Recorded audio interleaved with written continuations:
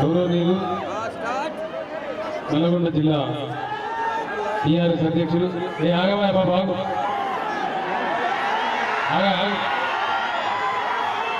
జిల్లా టీఆర్ఎస్ అధ్యక్షులు మిత్రులు బండా నరేందర్ రెడ్డి గారు, కోదాడ శాసనసభ నియోజకవర్గ టీఆర్ఎస్ అభ్యర్థి మిత్రులు శశిధర్ రెడ్డి గారు, నల్లగొండ పార్లమెంటు నియోజకవర్గ టీఆర్ఎస్ అభ్యర్థి మిత్రులు రాజేశ్వర రెడ్డి గారు, వేదిక అలంకరించినటువంటి పెద్దలు, ట్రస్మా అధ్యక్షులు మిత్రులు కందాల పాపిరెడ్డి గారు, సభలో ఆశీలైనటువంటి సోదరులకు సోదరిమణులకు అందరికీ ఉద్యమాభివందనాలు. చాలా పెద్ద పోరాటం తర్వాత, చాలా టైం తర్వాత 14 సంవత్సరాల పోరాట ఫలితంగా తెలంగాణ రాష్ట్రాన్ని తెలంగాణ ప్రజలు సాధించుకున్నారు. సో ఈ సందర్భంలో తెలంగాణ రాష్ట్రమైన కొత్తలో మొదటిసారిగా వచ్చినటువంటి ఎలక్షన్లు ఇప్పుడు మనం ఎదుర్కోబోతున్న ఎన్నికలు. ఒక్క మాట ఈ సందర్భంగా మీకు మనవి చేయాలి, ఎందుకంటే నేను నల్గొండ జిల్లాలో ఉన్నా కాబట్టి. 1948లో హైదరాబాద్ స్టేట్ భారతదేశంలో అంతర్భాగమైన తర్వాత కూర్చోవాలని కూర్చుంటుంది మంచి కూర్చున్నట్టు విలీనమైన తర్వాత 8 సంవత్సరాలు హైదరాబాద్ స్టేట్ పేరిట స్వతంత్ర రాష్ట్రంగానే ఉండేది. అప్పుడు జరిగినటువంటి కొన్ని చిన్న చిన్న పొరపాట్ల వల్ల, కొంత ఏమార్పాటు వ్యవహారం చేసిన దానివల్ల తెలంగాణ 58 సంవత్సరాల నుంచి మించి 60 సంవత్సరాలు సఫర్ కావాల్సి వచ్చింది, బాధపడాల్సి వచ్చింది. బాబు మాట్లాడుతున్నా స్లోగన్ చెప్పద్దా? మాట్లాడుతుంటే స్లోగన్ చెప్పద్దా? అవ్వండి.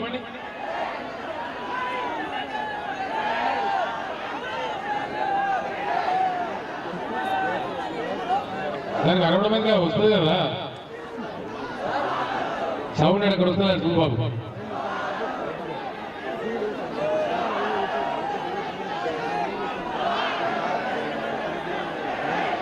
ఎందుక తమాషా కట్టలేదు, ఎందుక యాడ్ చేస్తారు? ఉండండి.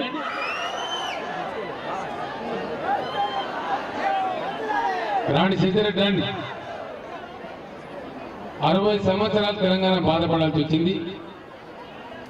తెలంగాణ రాష్ట్రం కావాలని పోరాటం చేస్తే 69లో 400 మంది, ఈ దఫా 1000 పైచిలకు మంది పిల్లలు ఆత్మార్పణలు చేసుకోవాల్సిన పరిస్థితి ఏర్పడింది. ఈ జిల్లాలో కట్టినటువంటి నాగార్జున సాగర్ ఒరిజినల్ ఆ ప్రాజెక్టు పేరు నాగార్జున సాగర్ కాదు, నందికొండ ప్రాజెక్ట్. అది కట్టవలసింది కూడా ఇప్పుడున్న కాడ కాదు, ఇంకో 19 కిలోమీటర్ల పైకి ఏలేశ్వరం అనే గ్రామం దగ్గర కట్టాలి. చెలగుట్లు కొద్దిగా చిన్న ముక్క.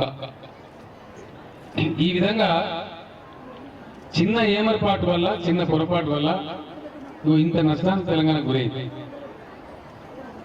132 132 చివరికి ఎడమ కాలు 132, కుడి కాలు 132. అదన్నా ఉంచిందంటే అది ఉంచలే, మళ్ళీ నందిగామకు జగ్గైపడి మళ్ళీ సందు కొట్టి మళ్ళీ 25 టీఎంసీలని మళ్ళీ దాన్ని చదువుకొని ఇవన్నీ జరిగినాయి. ఇప్పుడు మళ్ళీ తెలంగాణ వచ్చింది. వచ్చిన ఈ సందర్భంలో ఇంకా పంచాయతీ చాలా ఉన్నది. గొడవలే పంచాయతీ, ఉద్యోగుల పంపిణీ ఉన్నది, నీళ్ళ పంపిణీ ఉన్నది. రేపు తెలంగాణకు వచ్చే నీళ్ళు ఖరారు కావాలి, వాటాలు ఖరారు కావాలి, తెలంగాణకు వచ్చే ప్రాజెక్టులకన్నిటికీ అనుమతులు రావాలి ఢిల్లీ నుంచి. ఇటువంటి టైంలో ఉన్నాం మనం. మరి ఈ టైంలో ఈ ఎలక్షన్ వచ్చింది. సరే, ఎలక్షన్ మేము ఏదో ఇష్టం వచ్చినట్టు ఆశామాషి వేసుకుంటామంటే అది కరెక్ట్ కాదు. తెలంగాణ ఉద్యమకారునిగా, తెలంగాణ బిడ్డగా నేను మీకు చెప్తా ఉన్న వాస్తవం ఏంటంటే 14 సంవత్సరాలు పోరాడి కాబట్టి దాని లోతుపాతులు నాకు తెలుసు కాబట్టి నేను ప్రజల ముందు పెడతా ఉన్నా. దాన్ని ప్రజలు ఆలోచించాలని నేను కోరుతా ఉన్నా. ఇప్పుడు ఏం చేయాలి? మన కర్తవ్యం ఏంది? తెలంగాణ ఎట్లా ఉండాలి? తెలంగాణ ఎవరి చేతిలో ఉంటే సేఫ్ ఉంటుంది? తెలంగాణ భవిష్యత్తు ఎవరు తీర్చిదిద్దాలి అనే అంశాన్ని ప్రజలు ఆలోచన చేయాలి. గత అనుభవాలను బట్టి కాంగ్రెస్, టీడీపీ 2 పార్టీలు కూడా మనం చూసినా, మీరు వాళ్ళ చరిత్ర చూసింది. ఇప్పుడు ఉత్తమ్ కుమార్ రెడ్డి ఉన్నాడు, ఆయన ఇంతకుముందు ఎమ్మెల్యే ఉండే, ఆయన తెలంగాణ ఆయన 610 కమిటీ చైర్మన్. తెలంగాణ గురించి మాట్లాడినప్పుడు ఇప్పుడు కానీ ఎడమకాలువ చైర్మన్ గా ఆయన జగ్గయ్యపేట ఆయన చేసిండు. లక్ష్మీనరసింహారెడ్డి ఆయన పేరింది, లక్ష్మీనారాయణ రెడ్డి అంటే జగ్గయ్యపేట వేసిండు. ఎడమకాలువ పనులు పర్యవేక్షించడానికి ఆందోళన పెత్తనం వేసిండు. మరి ఇదే ఉత్తమ్ కుమార్ రెడ్డి రాజ్యాంగ పెడితే నాగార్జున సార్ పెత్తనం కూడా ఆందోళనగా ఇస్తాడు. మరి మనం ఎటువంటి ఆలోచన చేయాలి. ఇటువంటి అని ఇది నేను చెప్పింది ఒక ముచ్చట, ఒక ఉత్తమ్ కుమార్ రెడ్డి ఒక ముచ్చట. పొన్నాల లక్ష్మణ్ తక్కువ చేసాడు, పిసిసి ప్రెసిడెంట్, ఈయనేమో వర్కింగ్ ప్రెసిడెంట్. పొన్నాల లక్ష్మణ్ తక్కువ చేసినాడు. పోతిరెడ్డి పాడు తవ్వకపోయింది ఎవరని దానికి లైసెన్స్ ఇచ్చినాడు ఎవడు? పొన్నాల లక్ష్మణే కాదు, పోతిరెడ్డి పాడు పుణ్యమే కదా. కోదాడ మిర్యాలగూడ ప్రాంతం మనకు రెండవ పండుగ నీళ్ళు వస్తారు. ఎవరి పుణ్యం అది? ఇవాళ ఒకవేళ నిలదీస్తే కోదాడ మిర్యాలగూడ ప్రజలు ఎవరిని నిలదీయాలి? పొన్నాల లక్ష్మణ్ నిలదీయాలి, ఉత్తమ్ కుమార్ రెడ్డి నిలదీయాలి. శశిధర్ రెడ్డిని కాదు, లేకపోతే రాజేశ్వర రెడ్డి కాదు. మీకు సినిమాలు పాపం ఇప్పుడు స్టార్ట్ అయింది. మీకు తెలంగాణ ఉద్యోగులు ఉన్నారు, వీళ్ళు కాదు కదా పని చేసింది. మొత్తం పోతిరెడ్డిపాడు, వెలిగొండ, గాలేరు నగరి, హంద్రి నీవా, ఈ అక్రమ ప్రాజెక్టులు, కృష్ణా బేసిన్లో లేని అక్రమ ప్రాజెక్టులు ఆందోళన తవ్వుకొని పోతామంటే రాజశేఖర రెడ్డి డబ్బా కొట్టినవాడు ఇదే ఉత్తమ్ కుమార్ రెడ్డి, ఇదే పొన్నాల లక్ష్మణ్. వీళ్ళే ఈ భక్తులే, ఎవరు ఆకాశంగా రాలే, చేసిందంతా వీళ్ళే. నేను చెప్పే మాట నిజమా కాదా మీరు ఆలోచన చేయండి. కోదాడ మిత్రులు కూడా దయచేసి మీడియా మిత్రులకి రాయాలని చెప్పి కోరుతా ఉన్నాం. ప్రజలకు తెలియాలి. వాస్తవానికి తెలుగు గంగలో అలాట్మెంట్ ఉన్నది ఎంత? ఓన్లీ 19 టీఎంసీలు మాత్రమే. ఇలా తవ్విన ప్రాజెక్టులు ఏంటండి? కండలేరు, సోమశిల, వెలిగోడు, వెలుగొండ, గాలేరు నగరి, హంద్రి నీవా, చిత్రావతి బ్యాలెన్సింగ్ రిజర్వాయర్, లింగాల కెనాల్. ఈ ప్రాజెక్టులకు ఒక్కదానికన్నా ఒక టీఎంసీ నీళ్ళు అలాట్మెంట్ ఉందా? కిరణ్ కుమార్ రెడ్డి ఓపెన్ గా చెప్పిండు, మీరు గమనించడం లేదు. ఇంత ధైర్యంగా ఆందోళన అనుకున్నాను. ఆ రోజు ఏం చెప్తున్నా? బిల్ పాస్ కాకుండా, పార్లమెంట్ బిల్ పాస్ కాకుండా ఏం చెప్తారు కిరణ్ కుమార్ రెడ్డి? మనకు తెలుగు గంగలో అలాట్మెంట్ ఉన్నది 19 టీఎంసీలే, కానీ అది కాకుండా, ఆ 19 కాకుండా ఇంకో 335 టీఎంసీలకి నీళ్లు తీసుకొని పోతున్నాం బాజాప్తాగా. అది ఆంధ్రప్రదేశ్ రాష్ట్రం ముందుట్లో సాధ్యమవుతుంది కదా, రేపు తెలంగాణ అయితే సాధ్యమవుతుందా? ఇది కిరణ్ కుమార్ రెడ్డి వేసిన ప్రశ్న. ఆంధ్రప్రదేశ్ ఉండాలి బాజాప్తాగా, మేము నీళ్ళు దొంగిలించకపోతేనే ఉండాలి. మీరు తెలంగాణలో కుక్కకు బొక్కేసినట్టు మంత్రి పదవి మన పదవి ఇస్తే మీరు పడి ఉండాలి. అంటే పడి ఉన్నాడు ఎవడు? ఇదే ఉత్తమ్ కుమార్ రెడ్డి, ఇదే పొన్నాల లక్ష్మణ్, ఇదే డి శ్రీనివాస్, ఈ భక్తులే కదా. మీరందరూ చూడలేదా? మేము దీక్షలు బట్టి జైళ్ల పాలై విద్యార్థులు పశువులు తిన్నట్టు దెబ్బలు తింటుంటే వాళ్ళ మీద కేసులు పెట్టించిన వాళ్ళు ఈ తెలంగాణ మాత్రమే కాదు. జేఏసీ నాయకులు ర్యాలీ తీస్తే అక్కడ తెలకుర్తి నియోజకవర్గంలో జేఏసీ టీచర్ల మీద, జేఏసీ నాయకుల మీద కేసులు పెట్టించిన ఎవరు? ఇదే జానారెడ్డి కదా. ఈ చరిత్ర అంతా మర్చిపోయినాం. ఇంత చెల్లి ఇంత సోయి తప్పినామా? మళ్ళీ ఇప్పుడు ఎగేసుకొని వాళ్ళే వస్తారు ఎవరు? జానారెడ్డి, ఉత్తమ్ కుమార్ రెడ్డి, మా అంత సిపాయిలు, ఈ మమ్మల్ని మా బొమ్మను గుద్దంటే మీరు ఎక్కడి వాళ్ళ పరిస్థితి? నేను ఒక్కటి మాట చెప్తాను, నాకేం పెద్ద ఇబ్బంది ఏం లేదు. తెలంగాణ సాధించుకొచ్చిన సంతృప్తి నాకు ఒక 1000 జన్మలు సరిపోయే సంతృప్తి లభించింది. దాని ముందర ఏ పదవి కానీ ఇంకోటి కానీ తొక్క ఏది పీక వనికిరాదు. ఆ కీర్తి ముందర ఏది కూడా వనికిరాదు. ఇక చరిత్ర అది సువర్ణాక్షరాలతో ఉంటుంది, దాన్ని ఎవరు తుడిచేయలేడు. ఉత్తమ్ కుమార్ రెడ్డి కాదు కదా, ఉత్తమ్ కుమార్ రెడ్డి జేజమ్మ తుడిచేయలేడు. ఎందుకంటే దాని హిస్టరీ, చరిత్ర తన సత్యాన్ని రికార్డు చేస్తుంది అంతే. ఇవాళ కూడా నేను రాజకీయ బరిలో ఉన్నా. ఎందుకు ఈ చిల్లరగాలతో మాటలు పట్టడానికా? ఎందుకు నేను ఈ సన్నాస చరిత్ర నాకు తెలుసు కాబట్టి, వీళ్ళకి తెలంగాణ అప్పచెప్తే ఎదుగాకుండా చేస్తారు కాబట్టి, తెలంగాణ మళ్ళీ అర్వనాశనం చేస్తారు, అడుగునాశనం పట్టిస్తారు కాబట్టి, నన్ను తిట్టినా జీవించిన మధ్య ప్రజల కోసం మీరు నిలబడాలి, టీఆర్ఎస్ పార్టీని నిలబెట్టాలి. 6 తెలంగాణ పక్షిని ప్రజలకు సంజాయించి టీఆర్ఎస్ గవర్నమెంట్ తేవాలని చెప్పి నేను ఈ పంచాయతీ దిగయ్యా. నేను పంచాయతీ పెట్టి నా ఇంటి కోసం పెట్టుకున్నాను. 14 ఏళ్ళలో ఎన్నిసార్లు పదవులు రాజీనామా చేసిన ఇంకో కాంగ్రెస్ ఈయన కూడా ఎంపీడు ఆ పుణ్యాత్ముడు జైపాల్ రెడ్డి ఆయన ఆడ మాట్లాడుతున్న మహబూబ్నగర్ కేసీఆర్ కు అధికార దాహమట. నేను కేంద్ర మంత్రి రాజీనామా చేసినాడు, కేంద్ర మంత్రి పదవి పట్టుకొని లట్కాయించింది ఎవరు? జైపాల్ రెడ్డి.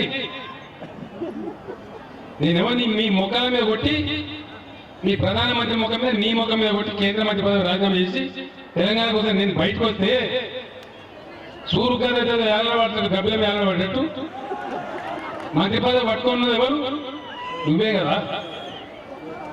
ఉత్తరం నరికినావు తప్ప ఒక్కనాడు నీ మంత్రి పదవి రాజీనామా చేసినావా? ఒకనాడు ఎంపీ పదవి ఇయ్యాల మాట్లాడితే ఎట్లా అంటాం, బరాబర్ అంటాం, వాస్తవాలు చెప్తాం ప్రజల ముందు. నీ చరిత్ర మా చరిత్ర తెలియాలి. ఒకటి నేర్చుకున్నదాన్ని ఏటి మాట్లాడలేదు. ఇప్పుడు ఇక ఏమి జనంలోకి వచ్చేది, జనం వచ్చే కూడా మంది వచ్చేది. సోనియా గాంధీ 20,000, రాహుల్ గాంధీ అయితే 18,000. నాకు ఒక్క సభ ఇచ్చిన 400 మంది కూడా వస్తలేదు. ఏం చేయాలిగా? ఎక్కడికి పోవాలి? ఏం లేదు. పొద్దున వాడు, మధ్యాహ్నం వాడు, మాపునవాడు ప్రెస్ కాన్ఫరెన్స్ పెట్టాలి, కేసీఆర్ తిట్టాలి. ఇంకేమైనా నిజంగా ఉందా కాంగ్రెస్? ఒక్క కేసీఆర్ తిట్టుడు తప్ప ఎవడెవడు తిట్టాడు కేసీఆర్? నరేంద్ర మోడీ నచ్చింది, ఆయన కేసీఆర్ తిట్టాడు. చంద్రబాబు నాయుడు ఇక పుణ్యాత్మక కథ మీకు ఎరుకున్నదేనే, కమ్యూనిస్ట్ పార్టీ వాళ్ళ కథ మీకు ఎరుకున్నదేనే. ప్రతి వాళ్ళ కేసీఆర్ టార్గెట్ బ్రహ్మరాక్షస కనబడుతుంది కేసీఆర్. ఏం కారణం? వాళ్ళకి ఏంది? కేసీఆర్ అయితే మొండోడు, ఒప్పుకోడు. భయం ఏంది వాళ్ళకు? నువ్వు ఆంధ్రలో అప్పుడప్పుడు సమ్మె చేస్తే మీరు చూసింది. ఎవరు కాలుతారంటే దిష్టి బొమ్మలు ఓన్లీ కేసీఆర్. జైపాల్ రెడ్డి కాలుతారా, ఈ జనారెడ్డి కాలుతారా, ఈ పొన్నాల లక్ష్మణ్ కాలుతారా? వాళ్ళ ఊసు కూడా కోరవాలి. ఇక లోపల వాళ్ళు వీళ్ళంతా సేకండ్ తీసుకుని ఒకటేనా? ఏమన్నా ముక్కు మీద గుద్దినట్టు మాట్లాడి వాడు నన్ను దురుసుగా మాట్లాడుతున్నాడు. ఏ ఉన్నదిన్నట్టు మాట్లాడి దురుసుగా మాట్లాడినట్ట, అమ్మ అక్కడికి దురుసుగా మాట్లాడినట్ట. లేకపోతే నువ్వు చెప్పినట్టు డూడు బసవన్ తలకాయ సంస్కారం ఉన్నట్టు, లేకపోతే నోటు దురుసా? ఏమన్నా నేను చెడ్డమాట అంటినా, నోటు మాట తిరిగినా? మా హక్కులేందో మా కథ ఏందో మా ఇవాళ రావాలి అని చెప్పినాం. రాకపోతే ఎంతకైనా సరే పంచాయతీ పెట్టామని చెప్తున్నాం. పెడతాం, డెఫినెట్గా పెడతాం. దురుసుగా అంటే ఎట్లున్నాడు? తెలంగాణ ఒక విషయం మీరు అర్థం చేసుకోవాలి. ఊక అన్ని కేసీఆర్ చెప్పాడు. నేను పోయినాక మీరు కూడా కూర్చొని అనుకోవాలి, నిజమేనా అబద్ధమా? ఈ మాట కేసీఆర్ చెప్పింది అబద్ధమా నిజమా అని ఆలోచన చేయాలి. ఉద్యోగస్తులు అందరూ, అన్ని రకాల ఉద్యోగస్తులు, పోలీసు ఉద్యోగస్తులు కూడా ఆలోచన చేయాలి, నేను నిజమైంది అబద్ధమైందని.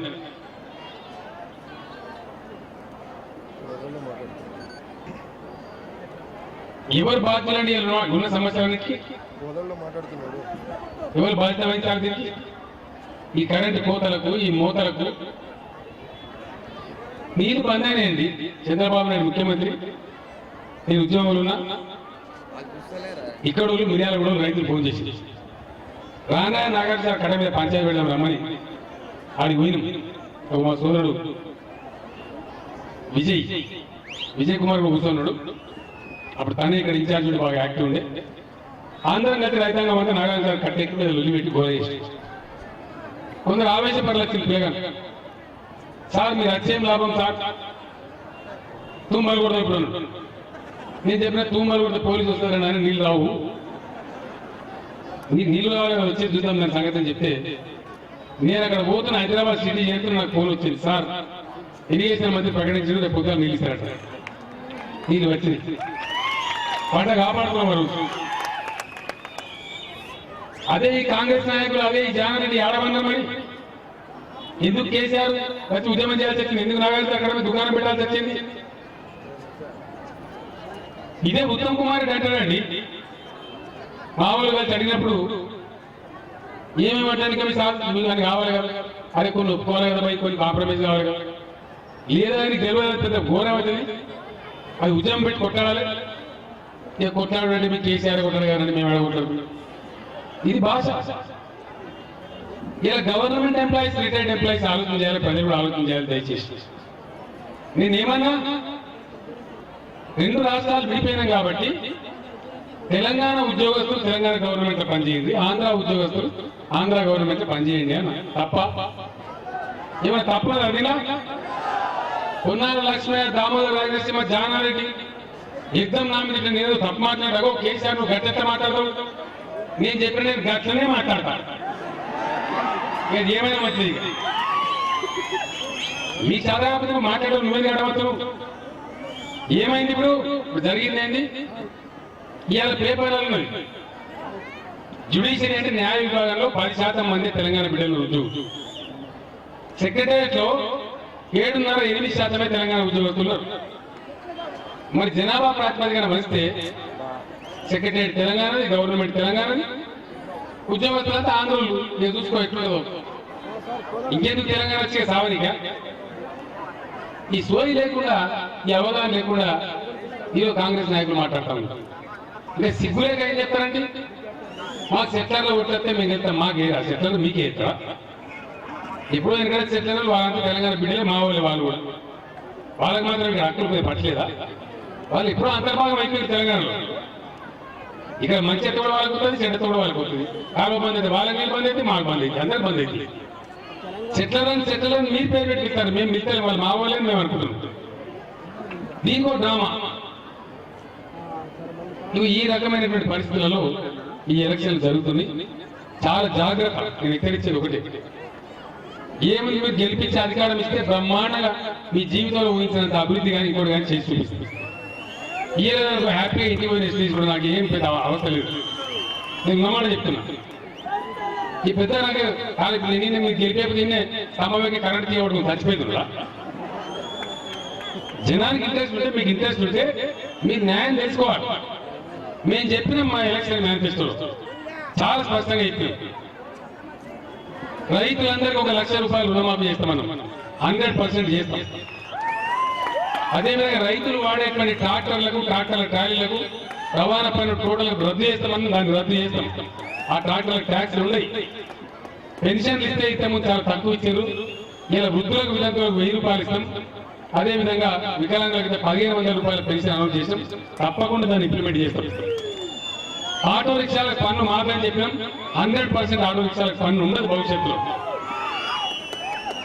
ఉచిత నిర్బంధ విద్య అని చెప్పినాం దానిలో కొంతమంది కొన్ని కన్ఫ్యూజన్ క్రియేట్ చేస్తా ఉన్నారు మా ట్రస్మా అధ్యక్షులు బాబిరెడ్డి గారు ఇక్కడనే ఉన్నారు తెలంగాణ రాష్ట్ర సాధనలో తెలంగాణ ప్రైవేట్ పాఠశాల నిర్వహించిన పాత్ర ఎవరు మర్చిపోలేనటువంటి అపూర్వమైన పోరాటం వాస్తవానికి తెలంగాణ వచ్చిన దానికి వాళ్ళకి కొన్ని గిఫ్ట్స్ ఇవ్వాలి వాళ్ళకి కొన్ని ప్రోత్సాహకాలు ఇవ్వాలి రాయితీలు ఇవ్వాలి తప్పకుండా ఇస్తాం ఉచిత నిర్బంధ విద్య ఏదైతే ఉందో ఇప్పుడు ఎటు కాకుండా ఏ స్కూల్లో లేకుండా డ్రాప్ అవుట్ అయిపోయి ఆగమైపోయి నిరుపేదల బిడ్డలు అయితే ఉన్నారో గవర్నమెంట్ స్కూల్లో ఉన్నారు వాళ్ళ కోసం ఉచిత నిర్బంధ విద్య ఈ స్కూళ్ళని వీటి మేము డిస్టర్బ్ చేయం నేను ట్రస్మా నాయకులకు మనవి చేస్తా ఉన్నా కొంతమంది అపోహలు సృష్టించిన మీరు అటువంటి అపోహలకు గురి కావద్దు మీరు చేసిన పాత్ర చాలా గొప్ప తెలంగాణ ఉద్యమంలో నాకు తెలుసు అనేక సమావేశాలు పెట్టుకున్నాం మీటింగులు పెట్టుకుంటే 100,000 బస్సులు ఇచ్చిన వాళ్ళే మీరు సహకారం చేసిన వాళ్ళే మీరు మీ సేవలు కేసీఆర్ గారు టీఆర్ఎస్ గారిని మర్చిపోయే పరిస్థితి ఉండదు అందువల్ల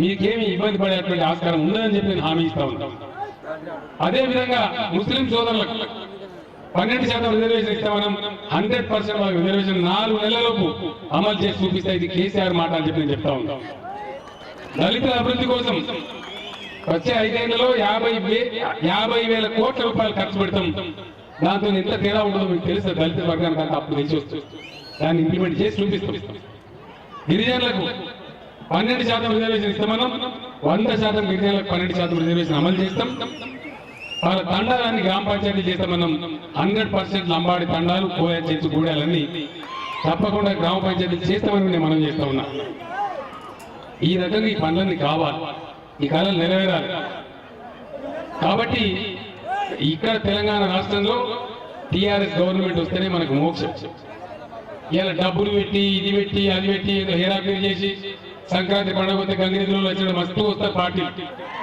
కానీ రైతులు ప్రజలు మనకు ఏది క్షేమమో ఎవరి చేతుల్లో తెలంగాణ సేఫ్ ఉండదో బాగా ఆలోచించి నిర్ణయం తీసుకోవాలని చెప్పి నేను కోరుతా ఉన్నా మరి ఇక్కడి నుంచి మిత్రుడు శశిధర్ రెడ్డి ఎమ్మెల్యే పోటీ చేస్తా ఉన్నాడు ఆయన గుర్తు కారు గుర్తు అదేవిధంగా ఎంపీగా రాజేశ్వర రెడ్డి గారు ఒక విద్యార్థి ఉద్యమ నాయకుడు ముందు నుంచి కూడా ఉద్యమాలలో పాల్గొన్నవాడు ప్రజల గురించి తెలిసినవాడు రాజేశ్వర రెడ్డి గారు పోటీ చేస్తా ఉన్నారు వీళ్ళిద్దరిని కూడా కారు గుర్తే ఉంటుంది మనకి ఈసారి కొత్తలో చేసేయడం లేదు కాబట్టి ఇద్దరిని కూడా దయచేసి కారు గుర్తుకు ఓటేసి గెలిపించి దీవించాలని కోరుకుంటూ నేను సెలవు తీసుకుంటా ఉన్నా. జై తెలంగాణ.